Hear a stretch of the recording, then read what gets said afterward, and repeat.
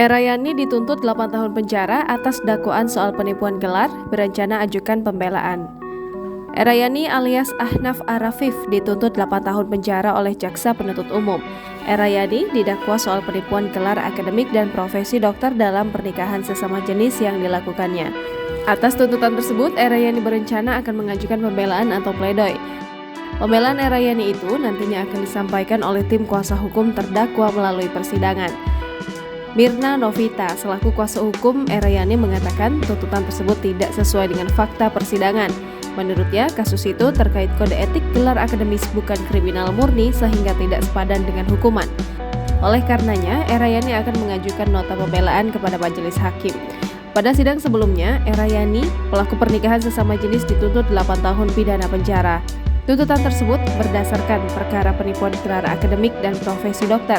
Jaksa Penuntut Umum mengatakan bahwa terdakwa Erayani terbukti melakukan tindak pidana murni.